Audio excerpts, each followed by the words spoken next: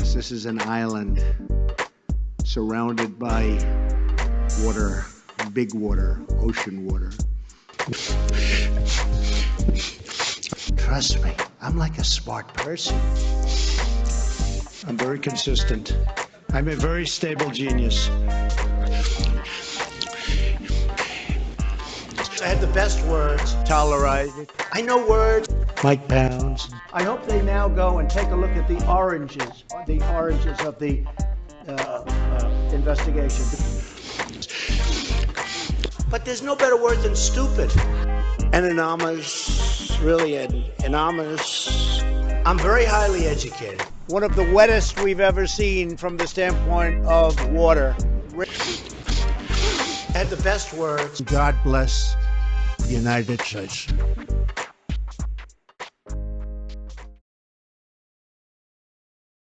Now witness the firepower of this fully armed and operational battle station. It's like a Sharknado, except with poop.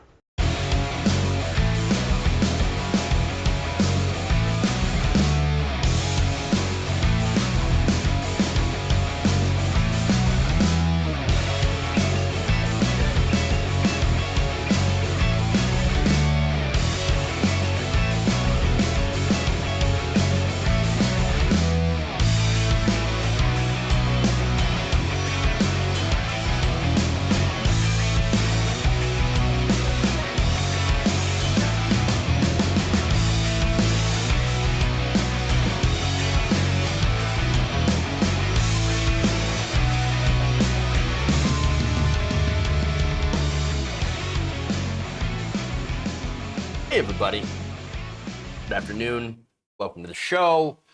We got a good one here for you all today. I got a new segment, new bumper that I put together today. I think you're going to enjoy it. A lot of fun. Actually, that starts at the top of the show, but we are going to, of course, talk about Marjorie Taylor Greene, more fallout, of course, from Afghanistan. We got the Helmet Boy from the January 6th Capitol insurrection. We've got Fox News being Fox News. And then, of course, who was the real winner in Afghanistan? We're going to look at that question. Could be a lot of fun. So we'll get into all that. Please like and share the stream if you haven't already. And again, get ready. It's going to be a real good show. All right. That said, stuff is happening in Afghanistan. I know, who would have known? Nobody would have known what's going on in Afghanistan. Nobody. Great things, very big things. The biggest things are happening. So yes. Some of the stuff I will be talking, a lot of stuff actually, is the reaction conservatives about Afghanistan, including, like I said, Marjorie Taylor Greene. Makes a pretty apt comparison. You're not going to want to miss that. That's a fun one. But of course, we're going to start out with Mike Pillow, as usual. I can't get enough of this guy. All right, this clownish person. But don't worry, you're going to have fun with that. Hello to our Twitch chat, by the way. We're streaming on Twitch, Facebook, YouTube. Great things are happening. All the best things, the greatest things are happening on these platforms. And so I just want to give a shout out, of course, to my Twitch audience and say hello to Christina as well. She's based, another progressive streamer. So everybody, give her a follow.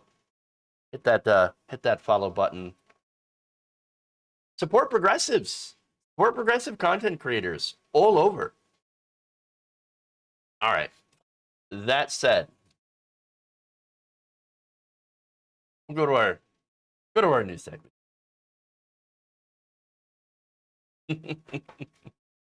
All right.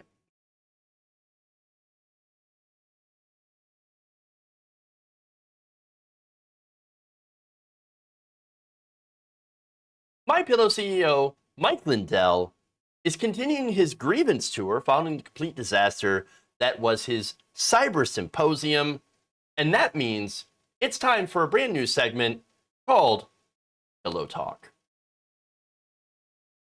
God gave me this platform I already know I'm going to win. China did our vote. Biden and Harris would say, hey, we're here to protect the country, and resign. Mike Lindell's a conspiracy. But you haven't. Just forget about the evidence. This was attacked.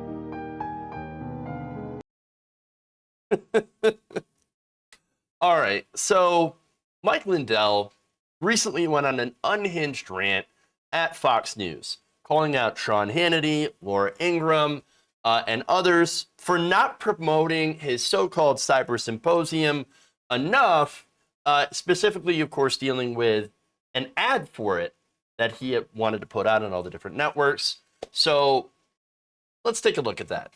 This is disgusting. Dominion sues good OAN heroes. OANs are heroes. Where's Fox? Where's Fox? Newsmax. They sue OAN and Newsmax the morning of the symposium. Do you know why, Brandon? I talked to the owner of Newsmax. This is pretty sad. He got sued because he ran my ad that Fox would not run. Fox, you need to step it up and help save our country. I seen stuff by Jan Bongino on there. He goes, I'll say whatever I want in my show, and people were going after him. You know what? Then you better get out there and talk about tonight. Sean Hannity told me once, he said, Mike, I can say anything I want on Fox as long as it's the truth. Well, the truth is, Sean, we had a cyber symposium. And the truth is, it was attacked and hacked by like a Josh Merritt. And the truth is, you're not saying anything on your show. Neither are you, Laura. Trucker tried a few times to talk about the 2020 election. I give him some credit. You know, maybe I thought that might be a breakthrough. It was a couple weeks ago, but none of them are talking. What is Fox doing to you? Are you guys you're so worried about your money, all four of you? You're so worried about your money and your job? Oh, we got Mike Pillow becoming incredibly salty. Wow. I love it. I love it so much. He's mad at all the Fox people, except for Trucker Carlson. Yes, that's what he said. Trucker or Drunker or I don't know. Chunker Carlson. I don't know. That doesn't even make any sense. But well, there it is. I mean, nothing makes sense when you're on allegedly drugs. No, even though he said he gave that up. I don't know. I can't say for certain. What a weirdo. Don't get high on your own supply, y'all. Don't do it. Don't do it. So, all right, let's get to the substance here. So Fox News obviously is not talking about it because, A, they know the entire reinstatement thing is BS.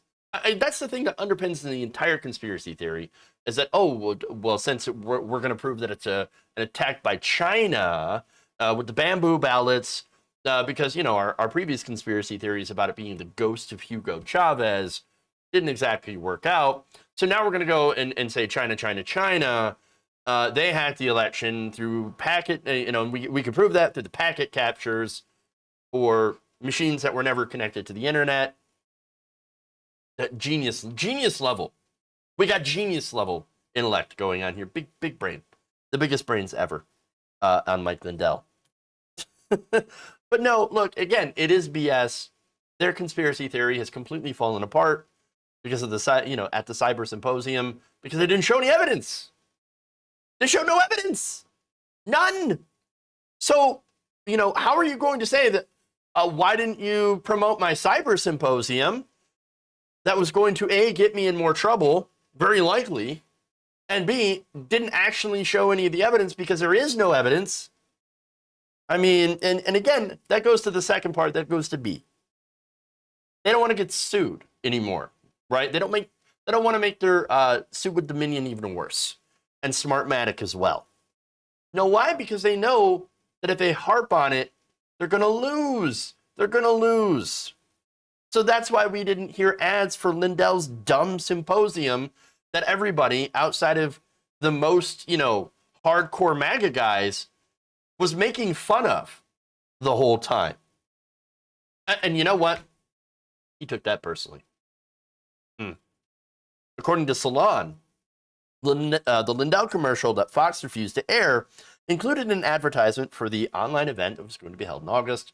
It's an older article, as you can tell, during which Lindell's election conspiracy theories would be further promoted. In a statement to Salon, Lindell said that Fox News denied the cyber symposium ad And they base it on pending litigation, which, of course, as I mentioned, makes sense. Following that, of course, little following out, Lindell decided to pull all of his MyPillow ads off Fox News, off the network completely. That's an interesting choice. Very interesting choice. In response, the company, and I love this response to him, said, quote, "It's unfortunate that Mr. Lindell has chosen to pause his commercial time on Fox News, given the level of success he's experienced in building his brand through advertising on the #1 cable news network."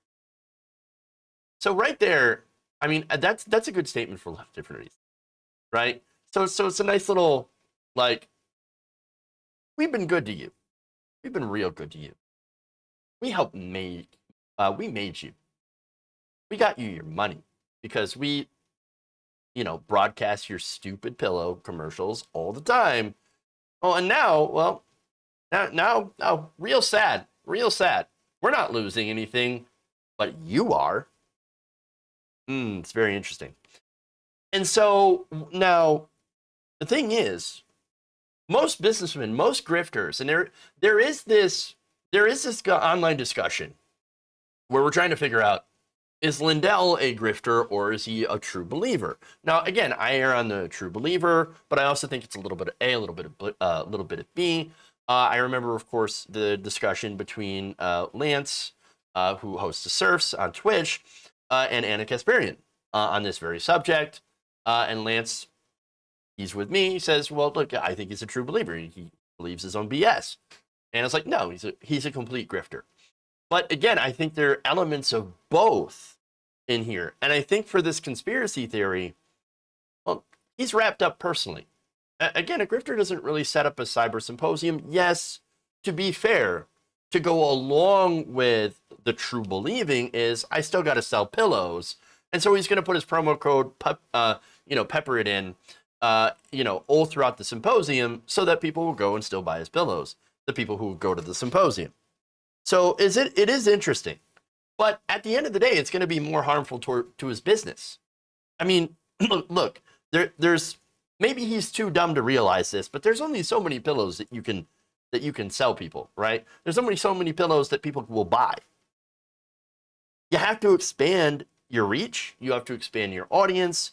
You have to get more people to buy your pillow, and it helps to increase the advertising for that pillow. But tying himself up with Donald Trump, of course, he saw Donald Trump in a dream, so obviously there were so many signs. It was divine providence, you all. Totally divine providence. But the thing is, he's going to end up with nothing. And the thing is, again, to go back to the true believer part, maybe he does literally think, like, I am saving the country, but I'm also going to sell pillows while doing it. It is such a weird level of delusion that is really unparalleled. It's really strange to see because, again, if they're, grifty McGrift bucks like Donald Trump, well, they'll give up on it once it stops making money, once it stops having dividends. I don't know. I don't have access to Mike Pillow's financial disclosures or anything like that, or how much he's making, but it can't be a lot. It had to have harmed his business. And so, yeah, some of you are saying, of course, perhaps he has conned himself. That's a very good point. I often say, never get high on your own supply, which is kind of what happened. What it seems to be the case here when it comes to Mike Pillow. Never get high on your own supply. So now one more observation here. And this has to do with like the right overall. Okay, and this conspiracy, and as well as, of course, Trump and the party, because again, this all comes down to Donald Trump.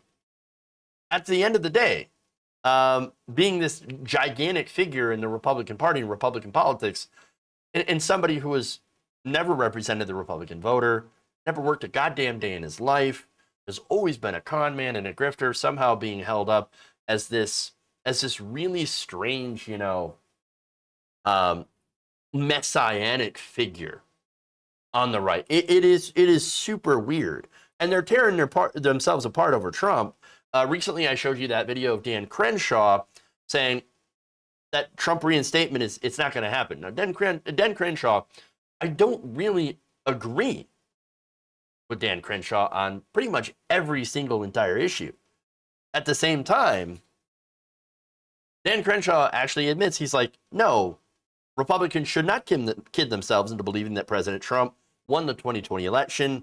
There was absolutely not enough voter fraud for Biden to have won illegitimately, and we know that because, again, voter fraud has traditionally been incredibly rare, proven out by studies, proven out by the numbers, and borne out, of course, by recounts and audits and things like that.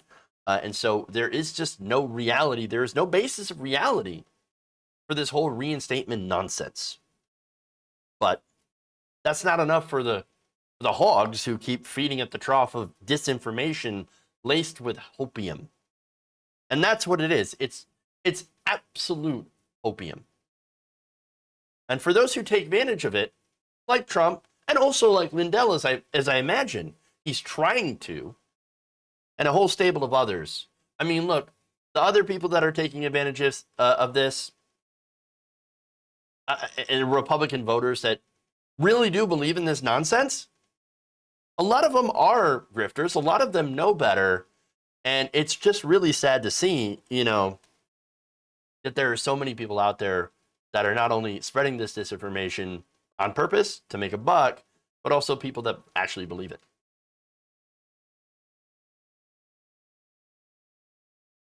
At least one of the crazies is in touch with reality. That's true. But that's sad. Okay.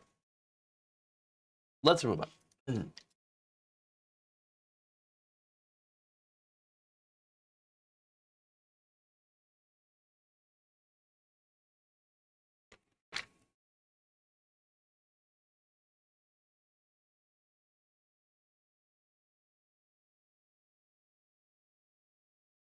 A Capitol rioter, colloquially known as the Helmet Boy, recently caused a little bit of a stir during his hearing after he rejected a plea agreement after previously demanding one, and has decided to represent himself. Okay. So this is an odd story. Give you some details here.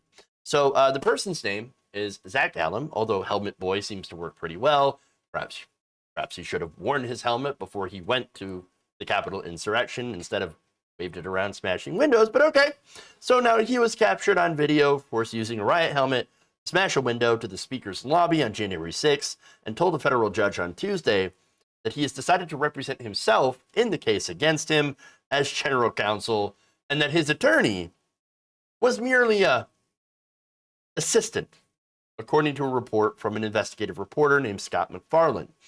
Following Allen's outburst at a hearing last month, when he demanded that prosecutors make him a plea offer, the judge decided to mute his microphone, this was over Zoom, for most of Tuesday's virtual hearing.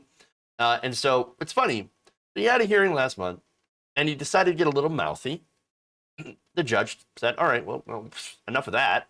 We're going to mute him in the next hearing. And so that next hearing, of course, happened earlier today. And so he said, we're not going to have any disruptions in this hearing today. Are we clear? Court staff told Allen at the start of the hearing. Apparently, though, it was not clear enough.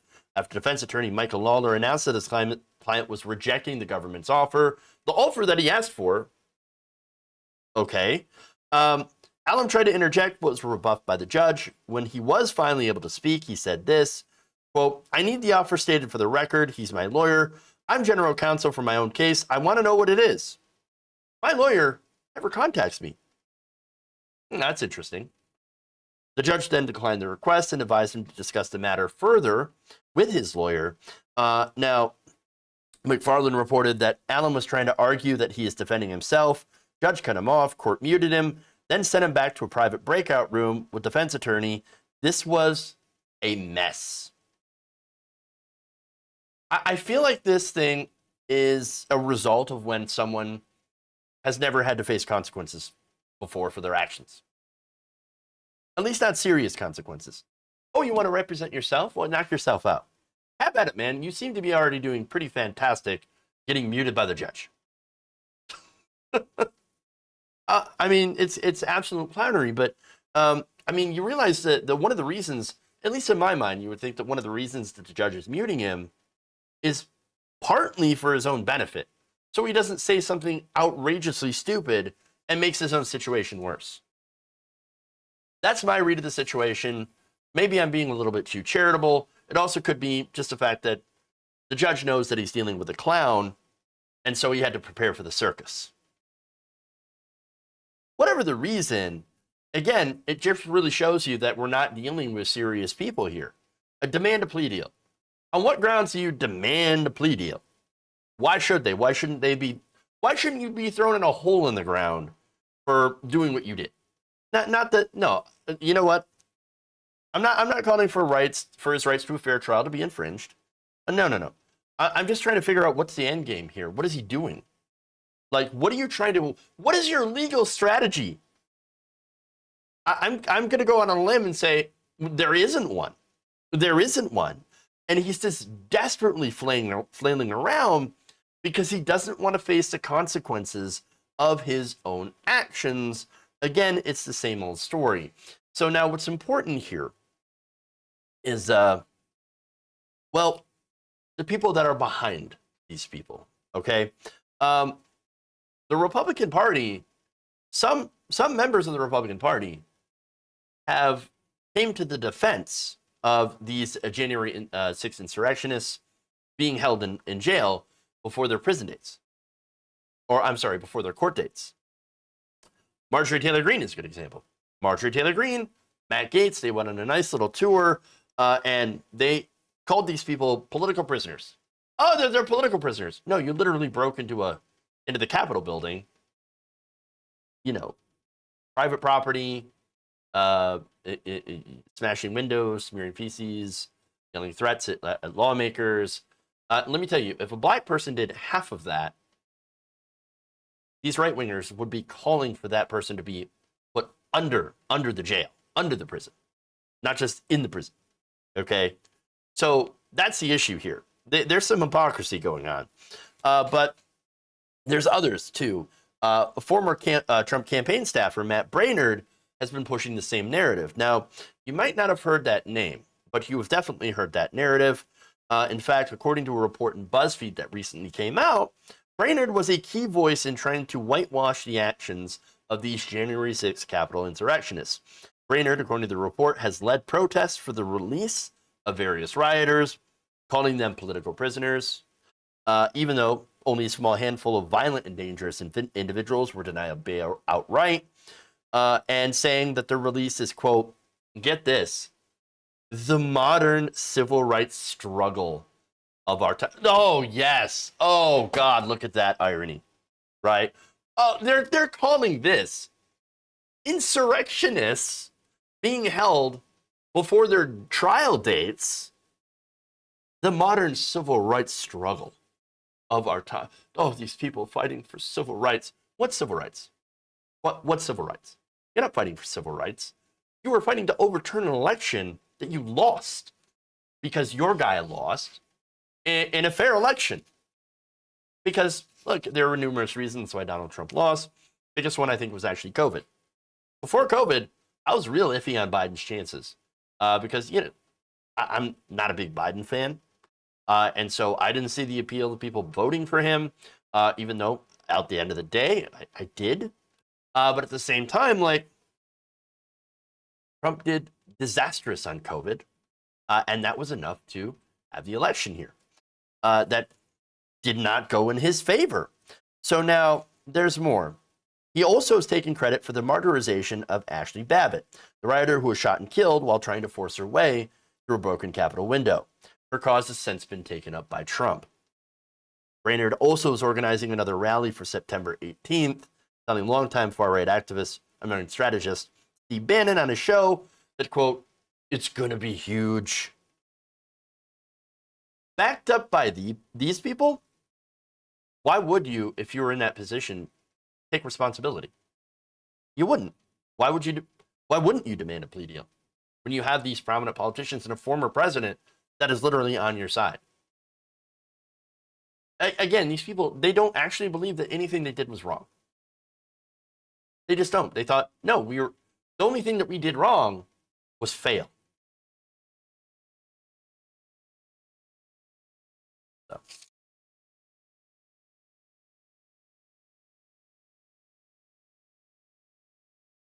All right, let's go to Marjorie Taylor Greene.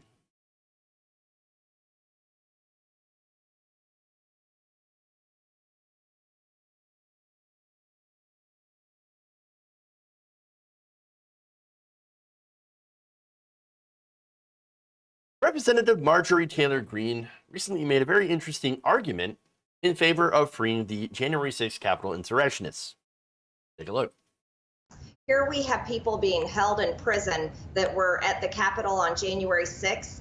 They're being treated like political prisoners of war, but yet we have President Biden and Kamala Harris, don't forget her, hold her accountable, and this entire administration that allowed terrorists that will chop your head off, throw gay people off of buildings, that they will cover women in burqas to be and shove them in homes and treat them like slaves, never to be seen from again. This is the administration that allowed these people to go free and take over the entire country, and it's unbelievable. It's an embarrassment. I believe when the people of this country step up and get involved, and you really find out what's going on, you can stop it and make a difference. And then we don't have to see some old man on television leaving Americans over there in some horrid country like Afghanistan. And we don't have to hear about refugees being brought into our country, leading to the likes of Ilhan Omar becoming members of Congress one day. And here we go. So we start with, let's get our own homegrown terrorists out of prison. And then ends with some good old-fashioned Islamophobia. I know. Look, there's not really that good of a comparison to make between January 6th insurrectionists and the Taliban. The Taliban are incredibly terrible. So, all right, we, I guess, can agree to that. The Taliban's terrible. And yes, January 6th Capitol insurrectionists, not quite as bad as the Taliban. Fair enough. Fair enough. But when you look at it, they kind of have a lot in common when you think about it. So, for one, the Taliban doesn't like abortion. No, neither does the right wing. Taliban hates science and vaccines. Oh, would you look at that? We have a huge anti-vaxxer movement made up of mainly conservatives. The Taliban want religion in the government and in schools. Well, shockingly, so does the right wing. Interesting. They both do believe in violence.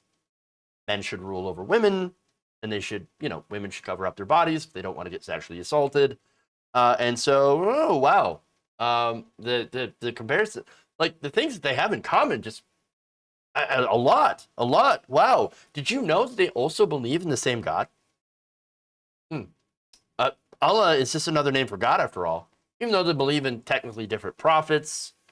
In fact, I am seeing a lot of white nationalists and Republicans actually cheering on the Taliban lately after this happened.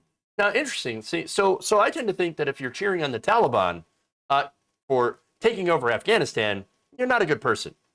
Now, I'm against a war. I thought we should pull out. I still agree that Biden actually did the right thing in pulling out because here's the thing. No matter when we pulled out, no matter when we would have left, Afghanistan still would have been a complete and utter shit show. All right. So that said, this was originally arranged by Donald Trump. Again, I give him credit for that. I think he did the right thing. Yes, there was no exit plan under Trump. There was no real exit plan under Biden. And those are fair criticisms. Those are fair critiques. That said, now you have the people that supported pullout under Donald Trump now attacking Biden for the pullout. And are cheering on the Taliban. All right, so let me give you some examples. Lauren Boebert, here's what she tweeted. The Taliban are the only people building back better. A white nationalist commentator on Telegram said, quote, to be honest, the Taliban is epic. The U.S. had to invade in the early 2000s and stay over 20 years, spending $1 trillion and dozens of American lives to hold them back.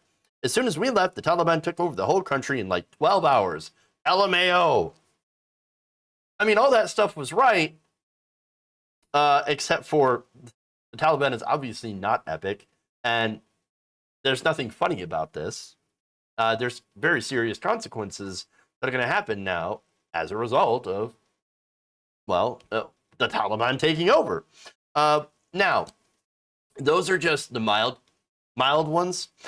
This one gets, some of these get increasingly anti-Semitic.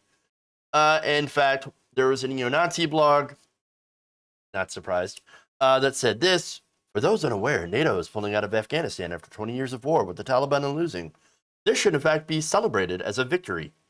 A victory against who? Jewish-controlled world. Here we go.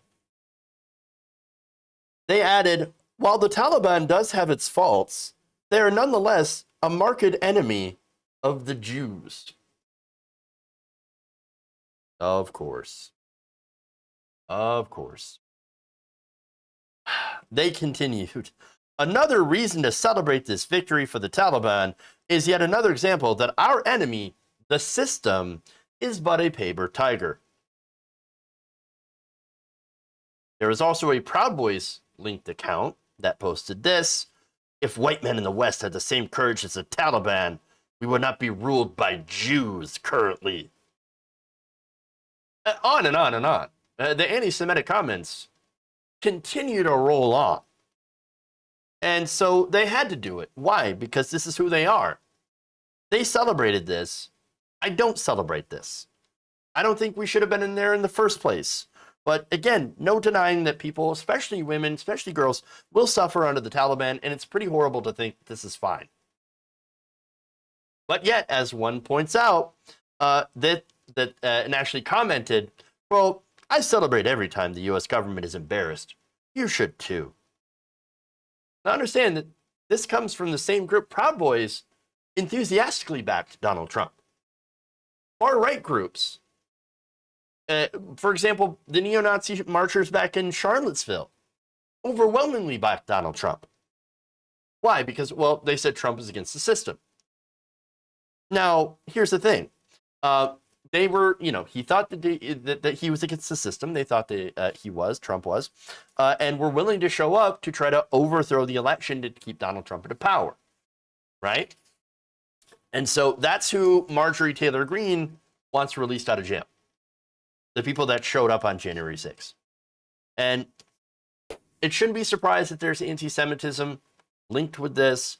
And look, Marjorie Taylor Greene herself has floated her own anti-Semitic conspiracy theories when she called the wildfires in California possibly the product of Jewish space lasers. Understand that it's part of the underpinning of a lot of the right-wing ideology and even some anti-establishment views. Not all of them, of course. But understand that when the right talks about the establishment or the system, they're actually not talking about what a leftist would talk about. When it's, the system is, of course, the systems that are set up, things like, mandated oppression through the government, through government systems, slavery, or economic systems.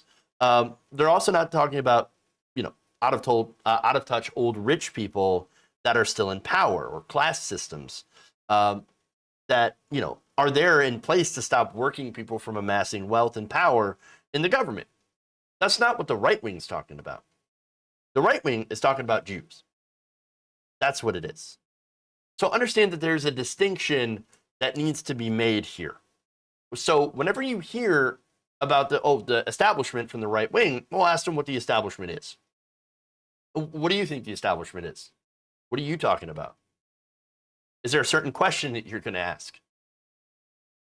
So, and if that's not the case, then that's great. Then you might be able to actually work with somebody.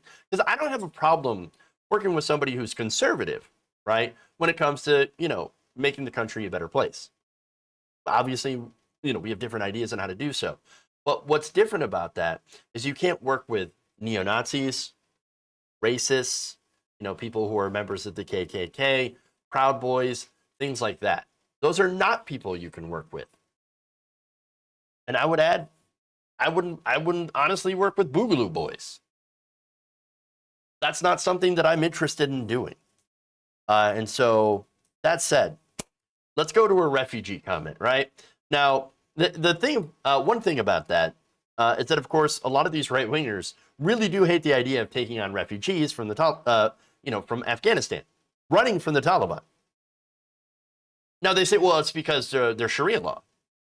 But if they were believers in Sharia law, they would stay in Afghanistan under the Taliban, because that's what they're doing. They're leaving because they don't agree with the Taliban. And yet, a lot of right-wingers are saying, well, we shouldn't let them in because they're Sharia law terrorists. The Taliban are bad, but the people escaping them don't want to live under the Taliban. So we should let them come here, right? No. Apparently, according to the far right, they are still deeply distrustful and hateful of immigrants, especially Muslims. Then I finally want to address Green, having suddenly some concern for women and gay people. That's very interesting because, again, when you look at the stuff that she believes in, the policies, she's not in favor of gay marriage. She's definitely not pro-trans, not pro-LGBT+, doesn't want women to have reproductive freedom, and would advise that women live under the Bible and Christianity. Does that sound familiar? Sound familiar? Just change out Christianity with Islam, and you pretty much have the Taliban. So, and on, again, gay people. Oh, I remember, like, going back, because this was always the argument against letting in refugees from Muslim majority countries, right? Oh, well, you know what they do there? They throw gay people off buildings. Okay, yeah, that's horrible. That doesn't mean that they're going to do that here. But her thing is, well, in America, we don't kill gay people. We just relegate them to second-class citizens and deny them basic rights, deny them their basic humanity to love whoever they want to love and get married and do all that stuff and have the same rights. So we're better than them. Well, I mean, I guess it's better than, yeah, obviously it's better than killing them, but that's like a really, really low bar. But as I've said before, when it comes to the far right, there is no bottom to this barrel of awfulness from people like Marjorie Taylor Greene. And I know because we're going to actually see even worse.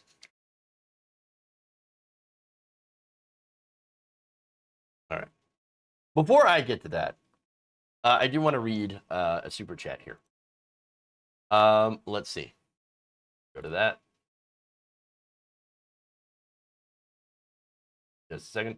LL says, the right-wing media doesn't care if you notice their logic is flawed. They're not trying to be fair or balanced. Selling rage. And I would also agree that they're selling fear. So, has Marjorie Taylor Greene seen the latest census report? She's gonna need a ventilator. Yep. Well, I know Dr. Carlson has. Oh yes. Oh yes. All right.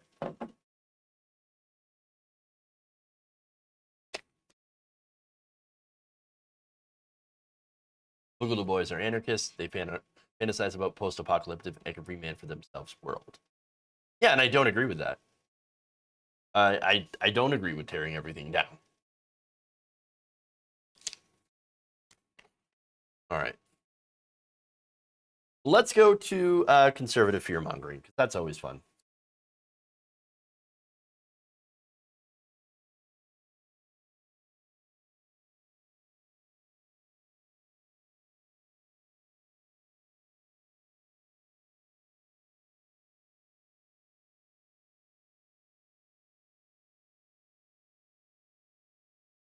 Following the news of what happened in Afghanistan with the Taliban taking over and the Afghan, U.S.-backed Afghan government collapsing within a very, very short period of time, Fox News has responded by turning up the fear-mongering against Afghan refugees. So now, I showed you videos of U.S. evacuation planes that are crowded by desperate people, of course, people desperate to escape fundamentalist rule. It's all over the internet. People were clinging onto planes as they took off. Several people ended up falling to their deaths. One person's remains were found in a wheel well of a plane. And so, I mean, it really, really is sad. It really is heartbreaking. And this is the plight of people who have been trying to escape. Now, that's why a lot of leaders around the world, I should say, have openly talked about taking in numbers of refugees. Now, that, of course, whenever that happens, whenever there's any discussion about refugees, immediately Fox News and other members of conservative media have things to say, and it sounds a lot like this. So we're getting it. And if history is any guide, and it's always a guide, we will see many refugees from Afghanistan resettle in our country in coming months, probably in your neighborhood. And over the next decade, that number may swell to the millions. So first we invade, and then we're invaded. It is always the same. Is it really our responsibility to welcome thousands of potentially unvetted refugees from Afghanistan? All day we've heard phrases like, we promised them. Well, who did? Did you? The people that helped us in Afghanistan, the commandos, the interpreters, all that, got to stay in region. You got bases in Qatar, you got bases in Kuwait, you got bases in UAE, you've got bases in Saudi Arabia. We got tons of allies, Iraq, we've got people all over that region. No need for anybody to come to the good old United States of America. Everybody take a deep breath. Let's get them out of there. Let's get them out of Afghanistan, but no need to come to Wisconsin or Texas. And we don't have to hear about refugees being brought into our country, leading to the likes of Ilhan Omar becoming members of Congress one day. Keep them out. Keep them out. Scary Muslims. We're being invaded. Not our problem.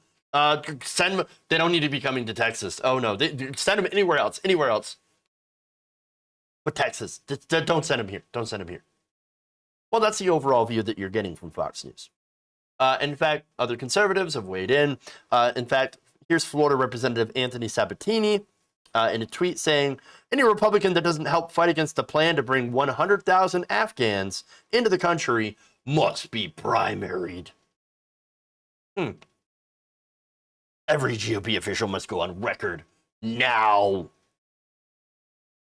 Isn't it funny that, again, the entire situation with pulling out of Afghanistan was a Trump idea. Trump originally said, we're pulling out. And again, I agreed with that. Knowing, of course, that it was very unlikely that the puppet government there would, of course, collapse or crumble, and that somebody would fill that power vacuum. Unfortunately, in this case, it was the Taliban. Unsurprising, right?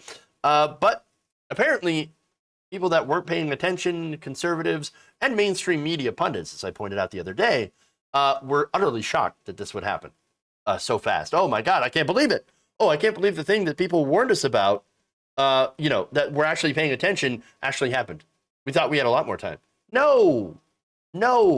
Which is why, since we've not been surprised, we're saying, okay, why don't we take in the refugees?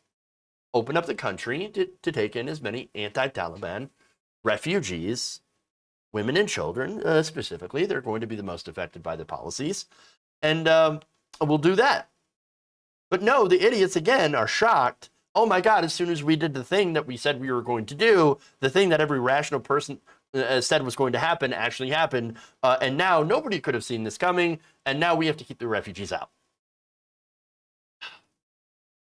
Of course. Now, an interesting thing, right? So in all of these things, Marjorie Taylor Greene, for example, she had recently talked about, all the Biden had freed all these Taliban fighters, right? Actually, it was Donald Trump that freed a bunch of Taliban fighters. In fact, now the leader of the interim Afghani government, Abdul Ghani Baradar, was freed by Donald Trump. The Trump administration literally asked him to be released from a Pakistani jail 3 years ago. So he's the guy that literally is now going to be leading Afghanistan, and he was the lead of the Taliban fighters. Come on. What did you think was going to happen, really? You pull out, first you free the Taliban leader and a bunch of fighters on our request, and then we make a plan to pull out, which, again, I agree that we should have. And then when it all goes to crap, What did you think was going to happen? Honestly, they can't look. I understand that most people like Donald Trump's stupid. We know that he's not a very stable genius. He's what are you talking? I have a big brain, the greatest brain. I am a very. They say, is Donald Trump an intellectual? Yes, I am a very stable genius. No, he's not. But other Republicans can't be that dumb, right? They can't be all that stupid. They should have known that this was going to happen. And yet, okay, so whatever, it happened, and we have a situation now, and this is the important thing to focus on. We have a situation where people want to escape the Taliban. And again, I don't blame them. They don't want to live under that system. I wouldn't want to live under that system. That is a fundamentalist Sharia government that is going to restrict rights and is already working on restricting rights from women. And so these same people say, oh, no, the refugees, well, you're just terrorists and you want to bring in Sharia law. No, if they wanted Sharia law, they would have stayed in Afghanistan. No, what this comes down to is, unsurprisingly, white nationalism. Fear-mongering. They're incredibly, I would say, mostly elderly audience, but also people who are, again, white nationalists.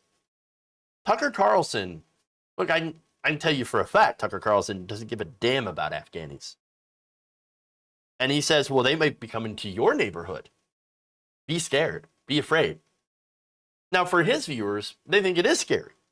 Oh, look at that terrible non-white person in my super white neighborhood. Yeah, for him, yeah, imagine somebody named Omar, wearing a hijab, moves in Tucker Carlson's gated community. I think he probably would be scared. Maybe. Or maybe, of course, he's just using that fear to gin up an audience and doesn't believe a damn thing that he says. You never really know with Tucker Carlson. But either or, it still makes him a disgusting person for saying the things that he says. But again, this is racist dog whistling aimed at people who want to escape from a terrible situation, a situation that we started, a situation that was started back in 2001 with the Bush administration invasion of Afghanistan, which we then abandoned to then go invade Iraq. So this is what's going on. But again, Tucker Carlson only wants to scare you so that, God forbid, you don't talk to anybody, you don't want to bring anybody new into the country, any people with a different culture, different religion, and actually, I don't know, maybe get to know them as human beings. Then if you do that, you don't buy Tucker's bullshit anymore, do you? Now, the other thing, of course, that's related to this whole white nationalist nonsense from Tucker Carlson is that he goes on and on about white replacement. That's his big thing. He's one of the biggest purveyors of the white replacement theory. Oh my God, the immigrants. Biden is bringing in the immigrants to replace the white people. We're being invaded. White people, we're being genocided because for the first time, the United States is more diverse. Look at the census, white people. Oh no, people who are slightly different and have a different religion are coming to the country. Scary. You know what? I would much rather have those people come to my neighborhood than people like Tucker Carlson. Horrible people, racist people like Tucker Carlson. But there's the thing, right? It's boomer fuel for scared old white men. That's what Fox News is. That's Tucker Carlson's audience. That's who watches the despicable Laura Ingraham, the loathsome Steve Bannon, and of course, the racist Tucker Carlson. Terrible people all together, putting out terrible anti-humanitarian messages. All for profit in a lot of cases.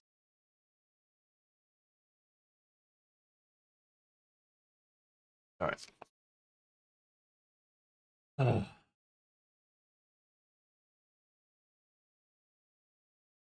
One more here for y'all. There goes the neighborhood with Tucker.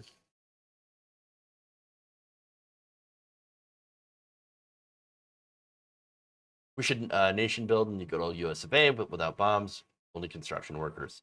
Yeah, it's funny. Whenever we tried to do that, Republicans say, nope, let's not do that.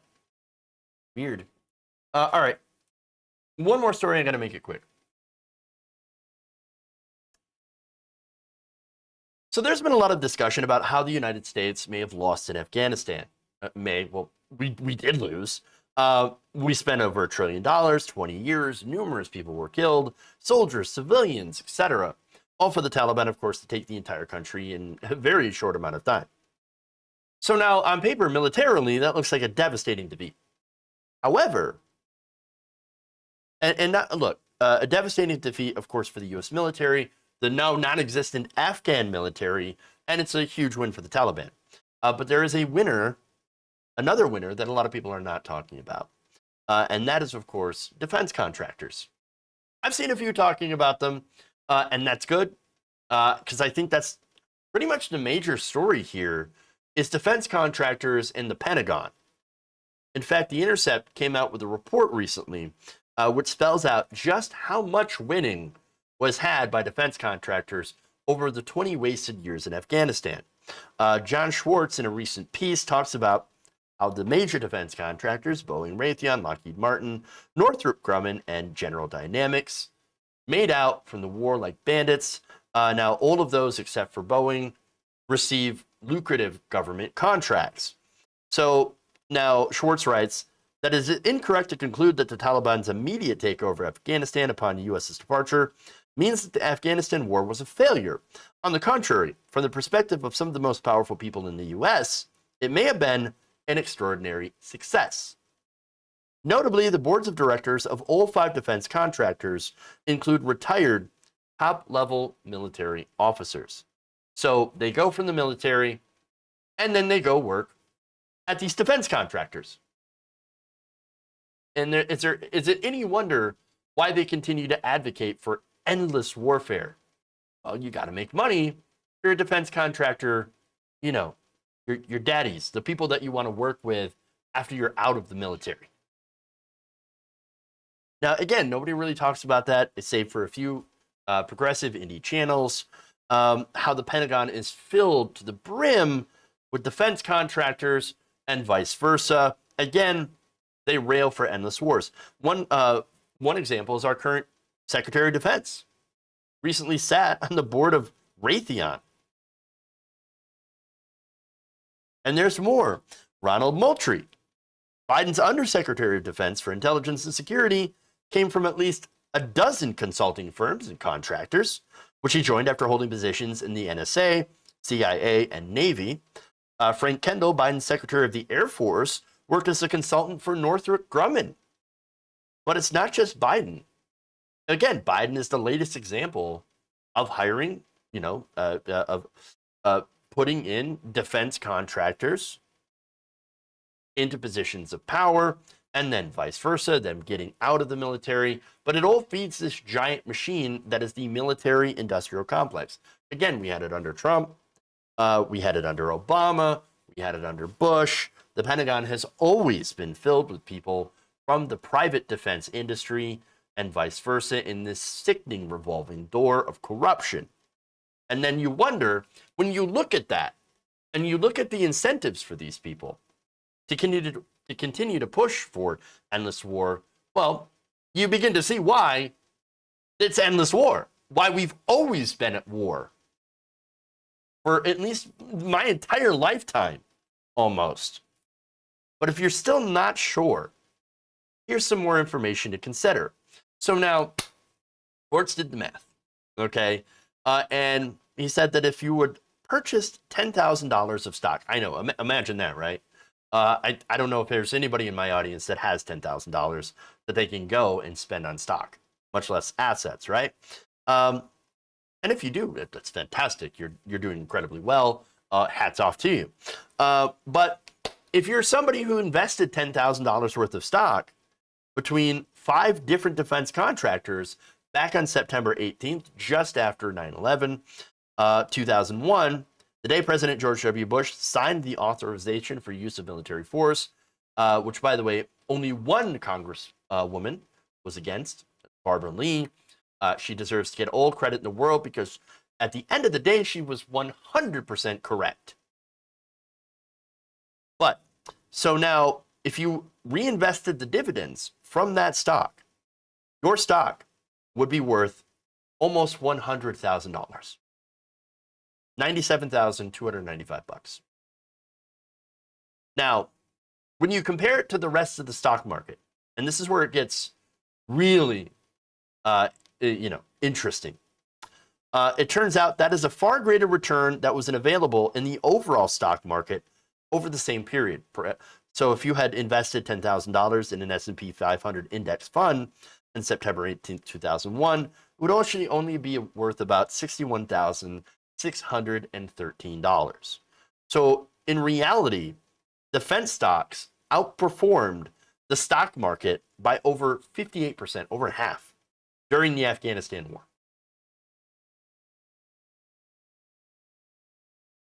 Gee, I wonder if we should follow the money. I wonder. Now, there's more here. Look, we have a military-industrial complex. We're warned against that. In fact, President Dwight Eisenhower warned us about that military-industrial complex. And you also had former CIA contractor and academic Chalmers Johnson saying this: I guarantee you, when war becomes that profitable, you're going to see more of it. And this was all in a documentary called Why We Fight. It was in the early 2000s, saying, quote, a retired Air Force lieutenant colonel also said this in that film: American people who have had a son or daughter that is going to be deployed, they look at the cost benefit and they go, I don't think that's good. But when politicians who understand contracts, future contracts, when they look at war, they have a different cost benefit analysis. And that, of course, is war is good for business. It's profitable. How profitable? So again, going back to what Schwartz did, so he plugged some numbers in for investments and saw basically calculated how much of a return on investment somebody investing $10,000 in the different stocks would receive. How much of a return, right? So now for Raytheon, a total return of about 331.49%. That is worth. That is on $10,000 worth of stock. Now they also point out that the board includes a retired Air Force general, Alan Pawlikowski, James Winfield Jr., a retired Navy admiral, Robert Work, a former deputy secretary of defense, Lockheed Martin. Their return for that $10,000 investment since 2001 would be about 1,235.6%. A $10,000 stock purchase today, a 2001 stock purchase today, would cost $133,559.21. The board includes Bruce Carlson, a retired Air Force general, Joseph Dunford Jr., a retired Marine Corps general, General Dynamics, a little bit less of a return on that $10,000, of only 625.37%. Ooh, oh, not doing very well. But in real dollars, that $10,000 stock purchase would be worth today $72,515.58. The board of General Dynamics includes Rudy DeLeon, a former deputy secretary of defense, Cecil Haney, a retired Navy admiral, James Mattis, former secretary of defense and former Marine Corps general, and a Peter Wall, a retired British general. And then finally, we go to Northrop Grumman, whose total return on a $10,000 investment. So if you bought $10,000 worth of Northrop Grumman, that stock purchase would be worth today $129,644.84, with an increase of 1,196.14%. The board of Northrop Grumman includes Gary Ruffhead, a retired Navy admiral, Mark Welsh III, a retired Air Force general. So, wow. You want to talk about greed, you want to talk about corruption, especially, you might want to look at the Pentagon. You might want to look at where all this money is going and the reason that we continue to go disastrous war after disastrous war after disastrous war. It's all about the money. It's all about greed. Follow the money. All right.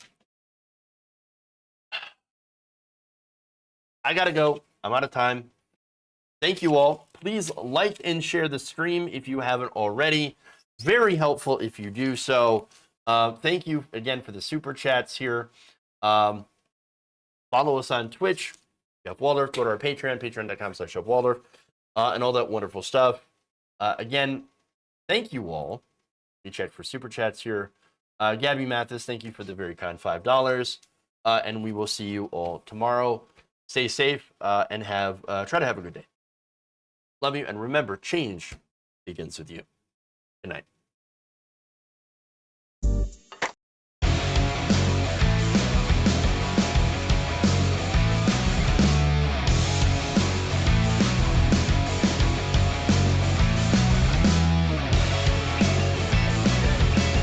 Please clap.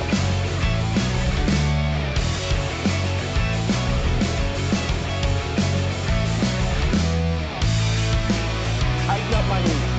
I like my knee tight.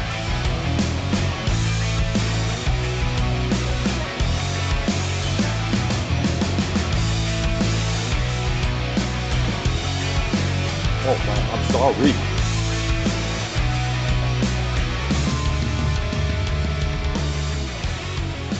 They're kicking me out the door. They're kicking me out the door.